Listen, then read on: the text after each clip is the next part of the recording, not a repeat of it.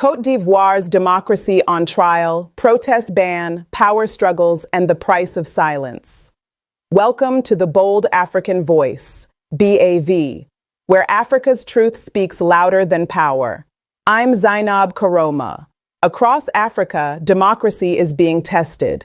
And this time, the spotlight shines on Côte d'Ivoire. The government has banned protests after barring two major opposition leaders from running in the upcoming election.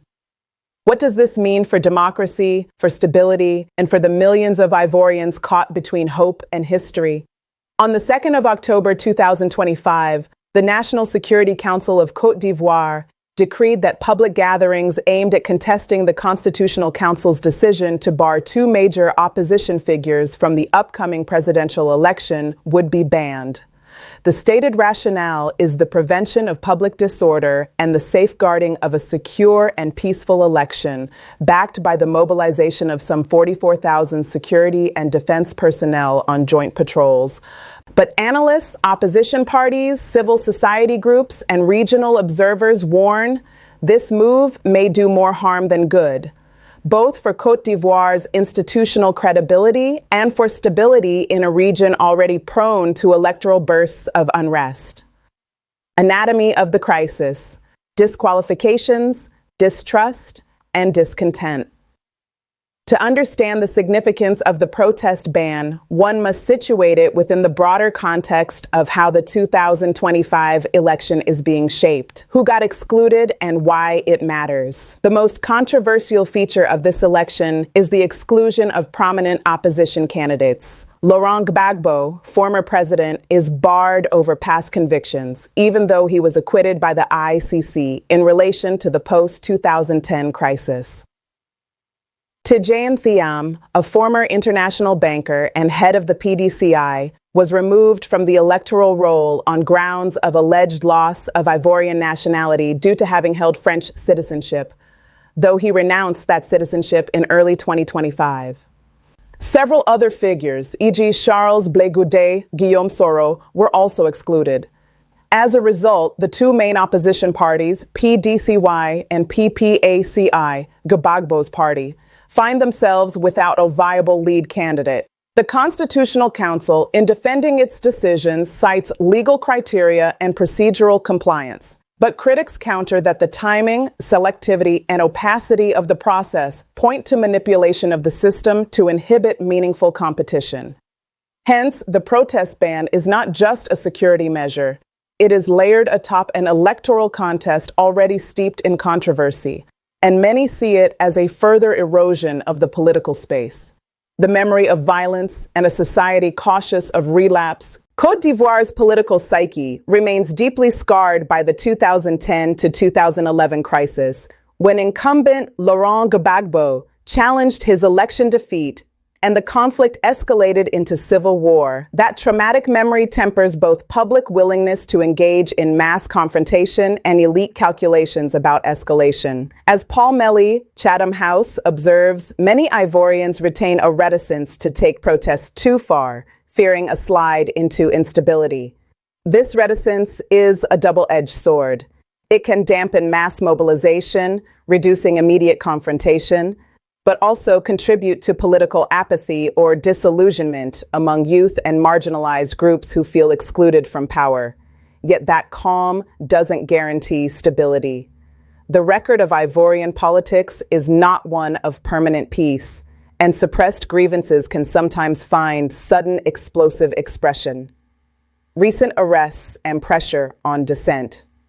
The protest ban is not taking place in a vacuum. Over recent months, 6 members of the PPACI were arrested in what the party described as arbitrary abductions. AP News. 5 youth cadres of the PDCI have been arrested, accused of endangering state security or inciting public disturbance. Le Monde.fr. 2 other PDCI activists report attempted kidnappings. Some senior opposition figures, civil society leaders, and journalists have complained of legal harassment, summons, or intimidation. These patterns make the protest ban appear less like a neutral maintenance of order move and more like a tightening of space for dissent. Comparative lens: how does Côte d'Ivoire stack up across Africa? The Ivorian protest ban is not unique in African electoral politics, but the particular configuration of exclusion, institutional capture, and latent tensions offers instructive contrasts. Cases with echoes 1.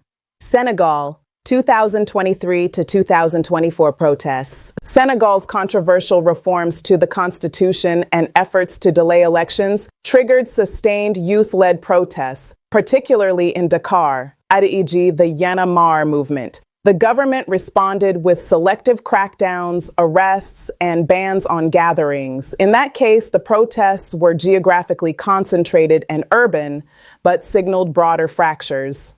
The Ivorian case is similar in the sense that youth and urban discontent are central, but Côte d'Ivoire's history of civil war and deeply divided identities gives the stakes a sharper edge. 2. Uganda, multiple electoral cycles.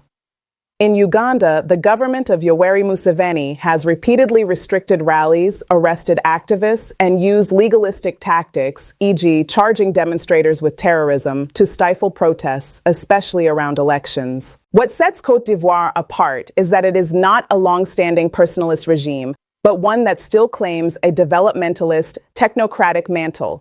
Its economic performance has often been cited as justification for continuity. 3. Zimbabwe, 2008-2018. Zimbabwe's elections have seen bans on demonstrations, state violence, and the exclusion or intimidation of opposition actors. The lesson here is that when protest becomes criminalized, the only recourse is underground mobilization, which risks escalation and cycles of violence. 4. Burkina Faso, Mali, Niger, post-coup contexts. In Sahel states, disruptions often come not through elections, but through military coups that suspend democratic normalcy altogether. Yet the underlying logic is related. Controlling public space and restricting protest are tools of power consolidation. What makes Côte d'Ivoire relatively distinct? Economic expectations and performance.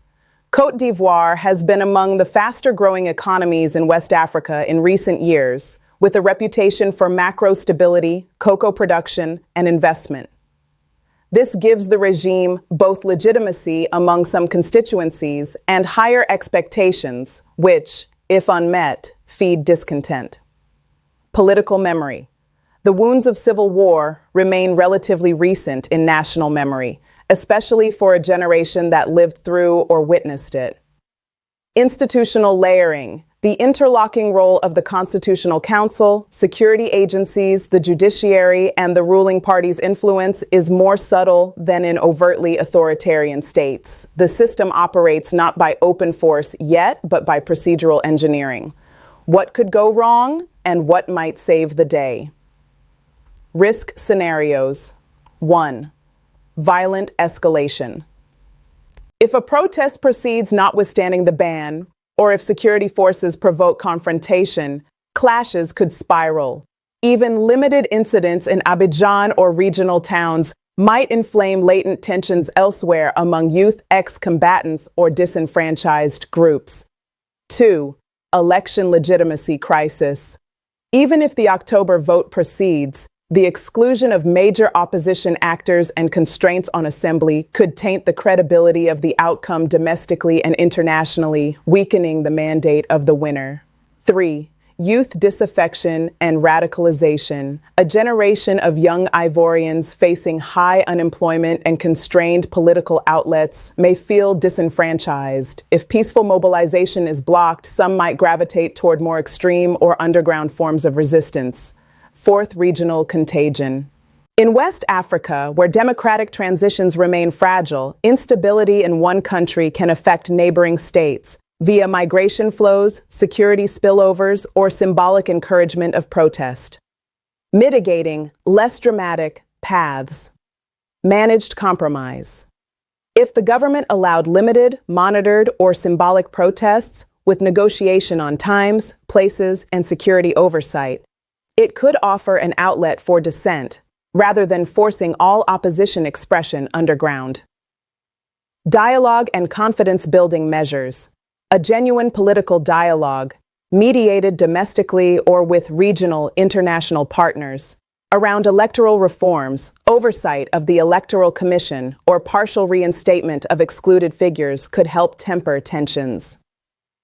Transparent electoral processes. If the electoral management body publishes detailed, auditable data, invites impartial observers, and ensures press access, some legitimacy might be preserved even under constrained competition. Preventing local flashpoints. Focus conflict prevention in urban peripheries, contested zones, or among economically marginalized youth by deploying community engagement, ensuring policing restraint, and avoiding provocative operations. A few humoristic reflections. If a protest is banned, does the act of discussing a protest become a protest in itself? That's the sort of metapolitical conundrum Ivorian authorities are playing with. You know, political tension has peaked when opposition parties say, "We'd like to march," and the government replies, "We'd rather not see you march." At this rate, one wonders whether the next election might come with a protest pass issued by the CNS so you can legally march for 10 minutes without being arrested. Too much, maybe. Where we stand as of October 2025 and what to watch.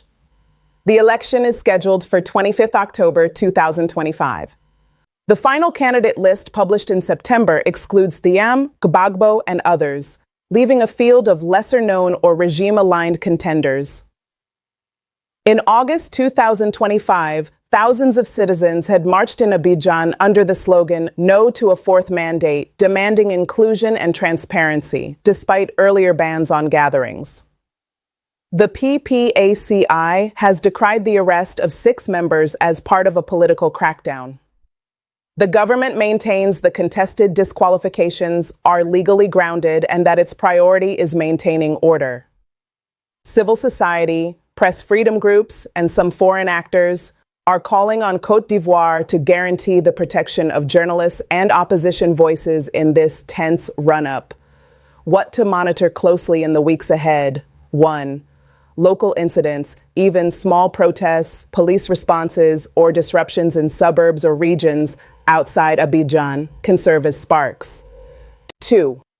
Opposition strategy, whether the PDCI, PPACI, or allied groupings shift to underground mobilization, boycott threats, or legal challenges. 3rd, election day integrity, transparency at polling stations, access for observers, handling of disputes, and how the security apparatus behaves. 4. Post-election reaction, how the regime and opposition respond to contestation, whether result announcements provoke protests or denunciations of fraud. 5. International regional posture, how ECOWAS, the African Union, and key bilateral partners, especially France, frame their responses. Freedom of the press or pressed freedom? In every election season, journalists become both the messengers and, tragically, the message. In Côte d'Ivoire, that reality is unfolding once again.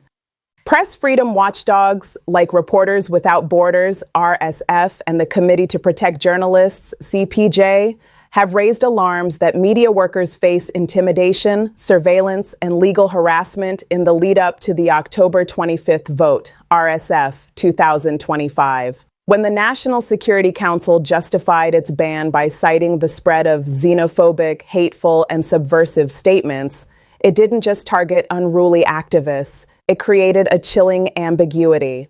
Who decides what counts as subversive? If a journalist quotes an opposition leader's complaint, is that reporting or rebellion? In the words of one Ivorian reporter, who understandably asked to remain anonymous. In Côte d'Ivoire today, the pen is free, as long as it doesn't write anything the president dislikes. It's an old African political joke. In some countries, the government gives journalists full freedom of speech, but no freedom after speech. Côte d'Ivoire risks proving that proverb painfully true. Youth disillusionment, the silent revolution brewing. According to a UNDP youth survey, 2024, over 65% of Ivorian youth believe that elections do not change anything. That sentiment is hardly unique. From Senegal to Cameroon, Nigeria to Gabon, a generation of young Africans is coming of age under presidents old enough to be their grandfathers. President Alassane Ouattara, now 83, insists his continued leadership is about experience and stability. But for many young Ivorians, it's a bit like being told their country is a startup, run by someone who still uses a typewriter. This generational disconnect mirrors a continental trend. Cameroon's Paul Biya, 92, has been in office longer than most Cameroonians have been alive. Uganda's Yoweri Museveni once said African youth shouldn't focus on power, but on farming. The youth replied on X, "We're trying to harvest democracy, sir." Senegal's Macky Sall nearly tested his people's patience with talk of extending his term until citizens reminded him that power has an expiry date. Côte d'Ivoire's youth face high unemployment, around 12% official, 40% informal underemployment, World Bank 2025, rising cost of living, and deep frustration with recycled elites. When their protests are banned, their silence becomes its own form of dissent, a dangerous quiet, the kind that precedes the storm. Regional reflection, when ivory towers forget their neighbors. Côte d'Ivoire is not an isolated case. Across Africa, the constitutional manipulation epidemic is spreading faster than WhatsApp rumors. Let's connect the dots. Country leader trick in the book Results Senegal, Macky Sall. Flirted with a third term, then retreated under pressure, credibility dented, but democracy survived. Rwanda, Paul Kagame referendum reset the term limit counter, fourth term incoming. Togo Faure Nasingbe. Amended constitution to allow 2 new terms in power since 2005. Family business, Congo-Brazzaville, Denis Sassou Nguesso. Suspended term limits via 2015 referendum power, uninterrupted since the 1970s. Côte d'Ivoire Alassane Ouattara claimed new constitution. In 2016, reset the count fourth term in progress. Each of these leaders justifies continuity in the name of stability. Yet, as recent coups in Niger, Burkina Faso, and Mali reveal, political suffocation often breeds military opportunism. The message from the barracks has been brutally clear. If democracy is fake, we'll take the stage ourselves. Côte d'Ivoire, still scarred by its own civil wars, should heed that warning. Forward-looking perspective, the choice before Ouattara and Africa. In 2025, Côte d'Ivoire stands at a crossroads, not between war and peace, thankfully, but between democracy and déjà vu. The ghosts of 2010 still linger, whispering that exclusion breeds explosion. For President Ouattara, this could be his legacy moment, the chance to prove that experience can coexist with humility, that a leader can strengthen institutions without strangling dissent. What the future demands, one. Inclusive governance dialogue with opposition forces is not a sign of weakness, but of wisdom. Africa's most respected leaders, from Ghana's John Kufuor to South Africa's Nelson Mandela, understood that legitimacy grows through inclusion, not exclusion. 2. Youth empowerment beyond slogans. Instead of youth festivals filled with speeches, governments should offer youth councils with real policy input. Imagine a Côte d'Ivoire where young innovators, not old ministers, set the agenda for digital transformation and job creation. 3rd, reform of electoral bodies. The credibility of any election rests not on the president's word, but on the independence of electoral commissions. Kenya's experience under the IEBC, though imperfect, shows the value of institutional reform and transparency in result transmission. 4, media as partner, not enemy. The government should protect, not punish, journalists. When the press is free, misinformation declines because truth has oxygen. Suppression breeds rumor. Transparency builds trust. 5. Regional peer accountability. ECO should evolve from a retirement club of presidents to a genuine democracy watchdog. Its silence in the face of creeping authoritarianism is the oxygen that keeps strong men breathing comfortably. Humor and hard truths. African politics is sometimes like a football match where the referee is also the striker. Everyone's cheering, but no one's sure if the score counts. In Côte d'Ivoire today, the referee's whistle is loud, too loud, drowning out the voices of those who just want a fair game. Or, as one Abidjan taxi driver quipped to a local journalist, "We voted for peace. Now peace has voted for silence. The bigger picture, Côte d'Ivoire's test, is Africa's test, Côte d'Ivoire's." October 25th election is more than a national event. It's a referendum on the state of West African democracy itself. If the election proceeds under bans, exclusions, and intimidation, it sends a dangerous signal to neighbors that development success can justify democratic shortcuts. But if somehow the process yields transparency, fairness, and dialogue, it could inspire reformists across the continent who still believe Africa can grow without trading freedom for order. France's shadow and the African echo. France's last bastion, or its last headache? Let's start with the uncomfortable truth. Côte d'Ivoire isn't just holding an election, it's performing one. And the audience includes Paris. President Alassane Ouattara's long-standing friendship with Emmanuel Macron is no secret. He's often described by analysts as France's last bastion in Francophone Africa, a trusted partner in an increasingly hostile neighborhood, the Africa Report 2025. But being France's golden boy is no longer the compliment it used to be. Across West Africa, from Burkina Faso to Niger, young citizens have been tearing down French flags and replacing them with Russian ones, not because they love Moscow, but because they're tired of Paris's paternal tone. So when Ivorian protesters chant, "Nous ne sommes pas vos enfants," we are not your children, it's not just a domestic outcry. It's an anti-colonial echo that Paris still pretends not to hear. Ironically, Macron's diplomats now walk a tightrope, defend Ouattara too openly, and fuel accusations of neo-colonial interference.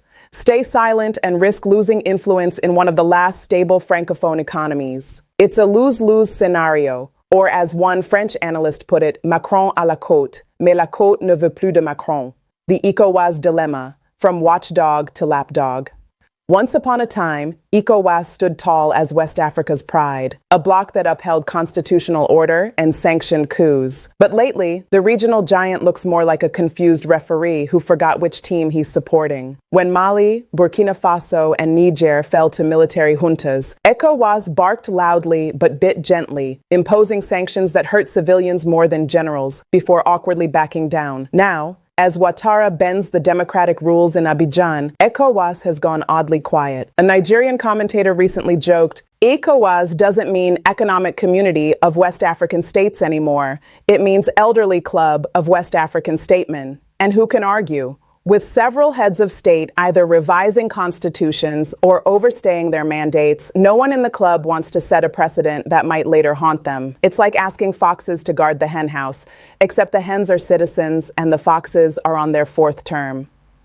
The new reality. The triple coup belt, Mali, Burkina Faso, and Niger, has effectively divorced ECOWAS, forming the Alliance of Sahel States, AES. Their message, democracy must deliver or step aside. Now, if Côte d'Ivoire, ECOWAS's economic jewel, slides into crisis, the bloc risks losing both credibility and cohesion. Because if one thing spreads faster than coups in West Africa, it's cynicism about democracy. The media war, between truth and tweets. The 2025 Ivorian election isn't just being fought in rallies, it's being waged on smartphones. Fake news factories.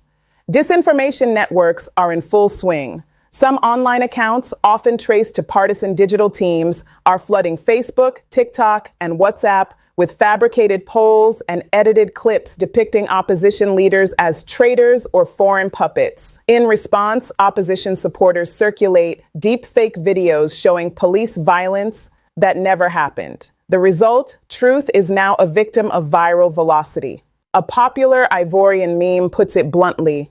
Before, you had to wait for the news at 8 p.m. to know what was happening. Now by 8 a.m., you've already believed 3 lies. The press under pressure. Meanwhile, traditional journalists find themselves caught between professionalism and persecution. The High Authority for Audiovisual Communication, HECA, has issued temporary suspensions to outlets deemed to have undermined public peace. a vague phrase that conveniently applies to anyone critical of the regime. Some newspapers, especially those aligned with the opposition, are already facing printing restrictions or mysterious advertising boycotts. It's a familiar pattern. When democracy trembles, the press catches pneumonia. France, ECOWAS, and the Great African Balancing Act. Here's the geopolitical irony. While France clings to Ouattara in Abidjan, Russia courts juntas in Bamako and Niamey, China expands trade in Conakry, and the U.S. issues polite reminders about human rights. Each power plays chess on Africa's democratic board. But the pawns are citizens who simply want free elections and affordable bread. Côte d'Ivoire's situation, therefore, is not just about ballots, but about balance between sovereignty and dependence, order and freedom, experience and renewal. Africa-wide reflection, déjà vu democracy. Côte d'Ivoire's tension resonates across the continent like a broken drumbeat. Let's zoom out. Region-country pattern emerging West Africa. Niger, Mali, Burkina Faso coup justified as anti-corruption resets, but morphing into long transitions. Central Africa, Gabon, Congo dynastic successions and election manipulation. East Africa, Uganda, Rwanda, perpetual presidencies with constitutional gymnastics. Southern Africa, Zimbabwe, Eswatini, stagnant reform. Economic malaise, shrinking freedoms, North Africa, Tunisia, constitutional backsliding and opposition crackdowns. Each case tells the same story in a different accent. Democracy without Democrats. Many African leaders love elections but hate competition. They hold ballots like birthday parties to celebrate themselves, not invite challengers. As one Ghanaian columnist quipped, in Africa, incumbents don't lose elections, they only miscount victories. A glimpse of hope. The next generation awakens. Despite all this gloom, the story isn't over. Across Africa, new movements are bubbling from below. Educated, tech-savvy, fearless, and allergic to propaganda. From the hashtag Fix the Country protests in Ghana to the Tournons la Page movement in Francophone Africa, young citizens are slowly reclaiming the civic space. In Abidjan, student groups have already begun organizing online forums and satire campaigns calling for real elections, not selections. Humor, once again, is becoming Africa's safest political weapon. As one poster read at a recent mock protest, "Dear government, if you keep banning protests, we'll start protesting your bans." Looking ahead, 2025 and beyond, the next few weeks in Côte d'Ivoire will be decisive not just for its political stability, but for the moral authority of democracy in West Africa. If the election proceeds under a shadow of bans, intimidation, and exclusion, it may mark a turning point, not toward dictatorship per se, but toward a new hybrid regime where democracy exists only on paper. However, if the process somehow restores inclusion, transparency, and restraint, Côte d'Ivoire could show that African democracies, though battered, are still capable of self-correction. The continent is watching, and so is the world. When politics shakes the purse, Côte d'Ivoire's election and the price of power elections in Africa often resemble a high-stakes football match, except that when the referee, the ruling elite, cheats, it's not just democracy that loses. The economy limps off the field too. Côte d'Ivoire's current tension proves that politics and prosperity are a married couple. When one gets a headache, the other can't sleep. Economic mirage, growth without confidence. President Alassane Ouattara proudly toots Côte d'Ivoire's strong economic record, and rightly so. The country has averaged over 6% annual GDP growth for most of the past decade. World Bank, 2025. It remains the world's top cocoa producer, a hub for logistics and trade, and home to West Africa's most diversified economy after Nigeria. But behind the numbers lies a different story.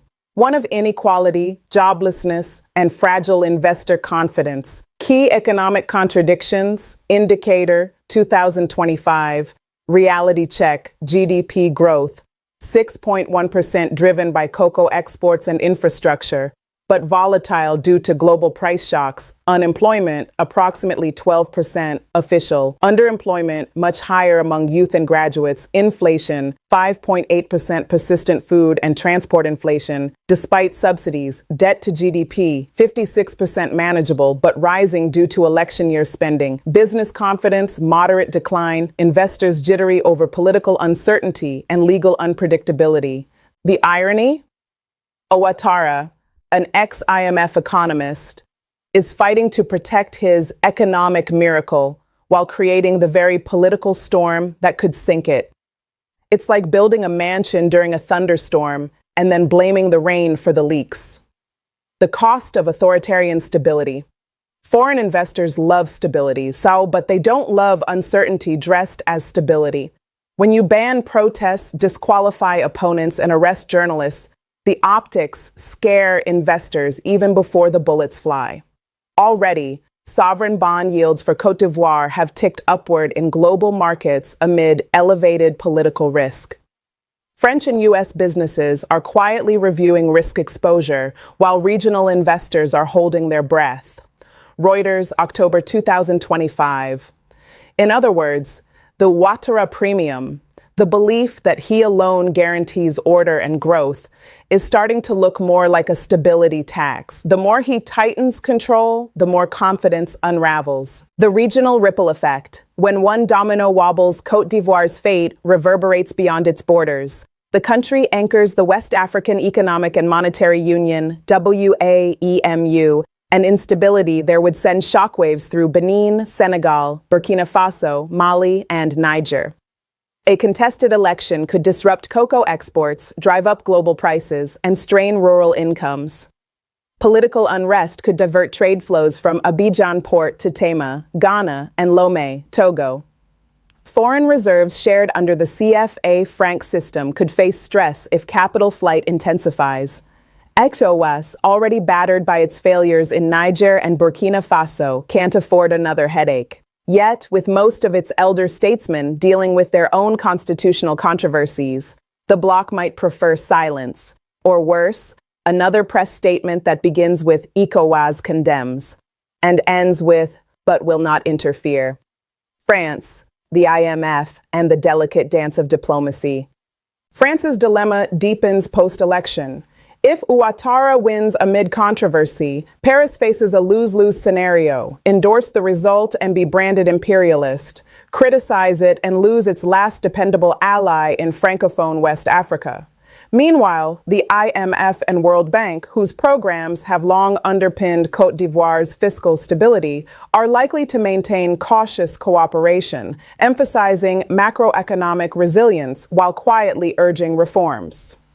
Translation: we'll keep the loans coming, but please don't set your country on fire. As one African economist joked, the IMF gives you money to fix the economy, but it can't give you credibility to fix democracy.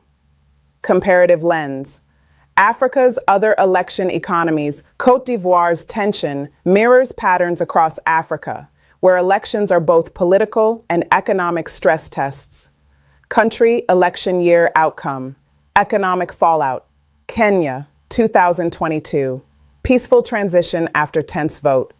Confidence rebounded. Inflation moderated. Nigeria, 2023. Disputed results amid low voter turnout. Naira volatility. Capital flight. Senegal, 2024. Protests over term limit ambiguity. GDP growth slowed by 1.5 points. Gabon, 2023. Post-election coup. Investor withdrawal. Sanctions. Côte d'Ivoire, 2025. Ongoing exclusion crisis. Risk of growth slowdown. Market jitters. The moral: democracy isn't just a moral question, it's a macroeconomic one. Investors trust ballots, not batons. Lessons for African leaders: how to rule without ruining one. Don't confuse longevity with legacy. Staying in power for decades doesn't make one indispensable, it makes one predictable.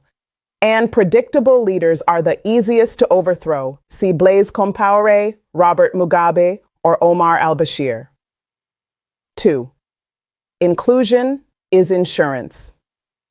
Inviting your opponents to the table may seem risky, but it's cheaper than rebuilding the house after it burns. Dialogue isn't weakness, it's political maintenance. Third, Youth are not decoration. Stop creating youth ministries that do nothing but distribute t-shirts and slogans. Empower youth councils with budget control, decision-making roles, and innovation funds. Because, as a Nigerian activist once said, if you don't give young people a seat at the table, they'll bring their own chairs and turn the table over.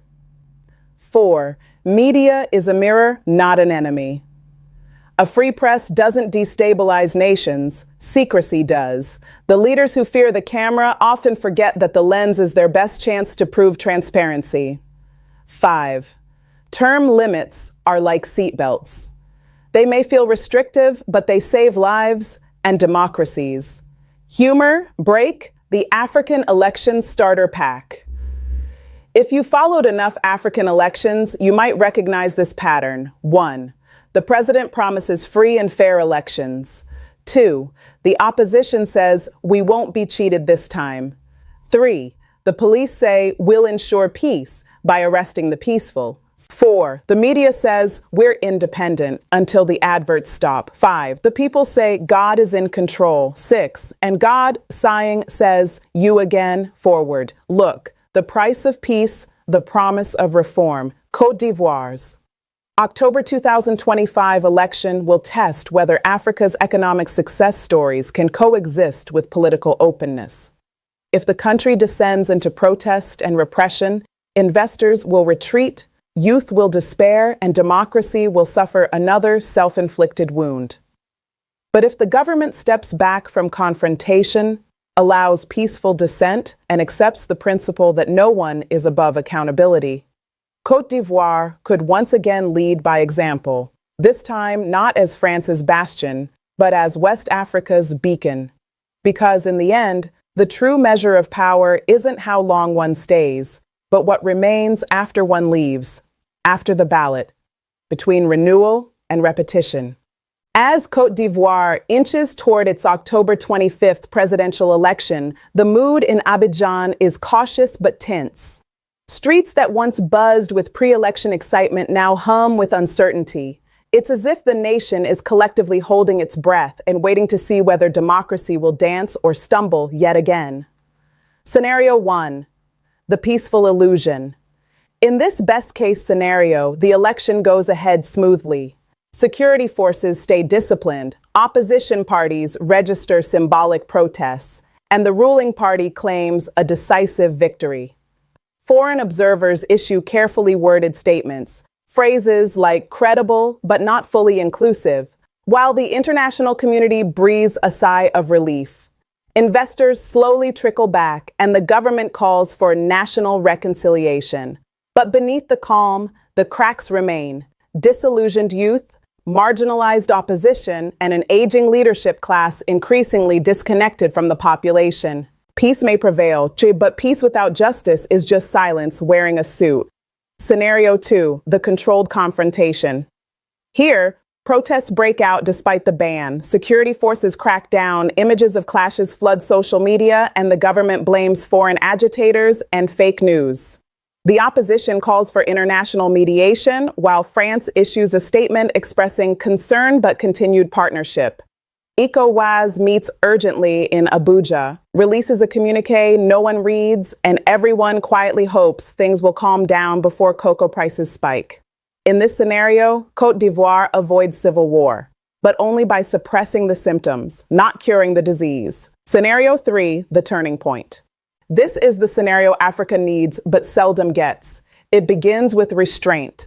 The government lifts the protest ban under strict conditions, allowing peaceful marches. Opposition leaders, instead of boycotting, channel their anger into civic engagement. The media is free to report without fear. The Independent Electoral Commission broadcasts results transparently, even acknowledging errors. Citizens see themselves not as ethnic groups or party loyalists, but as stakeholders in a shared democracy. That's how nations mature, not by avoiding conflict, but by learning to manage it without violence. Civil society. The unsung patriots. When politicians polarize, civil society becomes the referee of conscience. In Côte d'Ivoire, grassroots organizations like Plateforme Citoyenne pour la Démocratie, WANEP, and youth networks like AfriCup are stepping into that space, promoting voter education, peace messaging, and fact-checking misinformation. These groups often operate on shoestring budgets but carry the weight of national sanity. Their courage is a reminder that democracy isn't kept alive by presidents, it's kept alive by people. The diaspora, Africa's silent powerhouse. Never underestimate the power of a passport with a memory. The Ivorian diaspora, from Paris to New York, from London to Montreal, is increasingly vocal. They send money home, fund campaigns, and most importantly, shape narratives. Social media platforms are their new battlegrounds. From live debates to digital petitions, diaspora voices are reframing Africa's political discourse, often with more candor than those at home can afford. As one diaspora activist told the Bold African Voice, BAV, we may live abroad, but our hearts vote in Africa every day. The final word, Africa's leaders. Take note, from Abidjan to Kampala, from Dakar to Addis Ababa, one truth has become inescapable. You can't govern a 21st century population with 20th century tactics. Today's Africans are young, educated, connected, and skeptical. They can't be silenced with slogans or distracted with ribbon-cutting ceremonies. They want jobs, justice, and a future that doesn't require a visa to be livable. Here's some humble advice, not from foreign consultants or think tanks, but from the collective wisdom of ordinary Africans. 1. Don't fear dissent. Engage it. A protest isn't an act of war. It's democracy breathing. Banning it only suffocates the system and radicalizes the moderate. 2. Step down before you're pushed down. History honors those who know when to leave. Mandela left at one term, and his name still shines brighter than the palaces of those who stayed forever. 3. Invest in people, not propaganda. A nation's real power lies not in motorcades or media control, but in healthy citizens with hope. If the only thing growing faster than your economy is your security budget, you've missed the point. 4. Listen to the youth. They are not lazy, they are waiting. Waiting for leaders who see them not as threats, but as partners. Engage them, empower them, and they will build the Africa you keep promising in speeches. 5. Lead for legacy, not longevity. Power fades, but principles endure. Build institutions strong enough to outlive your name, and your nation will thank you long after you're gone. Summary. The key messages of this journey. Côte d'Ivoire's protest ban reflects a larger crisis of democratic trust in Africa, where inclusion is being traded for control. Youth disillusionment is the ticking time bomb beneath Africa's stable economies. France and ECOWAS face a credibility test. Will they stand for stability or for genuine democracy? Civil society and the diaspora remain the last true guardians of African democracy. And finally, African leaders must realize that democracy isn't chaos to be contained, it's energy to be channeled. Thank you for watching The Bold African Voice, BAV. In Côte d'Ivoire, the drums of democracy are beating, but who's allowed to dance? As protests are silenced and opposition voices are sidelined, Africa once again stands at a crossroads between power and principle. If you believe in amplifying Africa's truth, don't forget to like, comment, and share this video. Subscribe to The Bold African Voice, BAV, and join the conversation as we continue to challenge power, question policy, and speak boldly for the continent we love. Until next time, remember, the voice of Africa must never be silenced.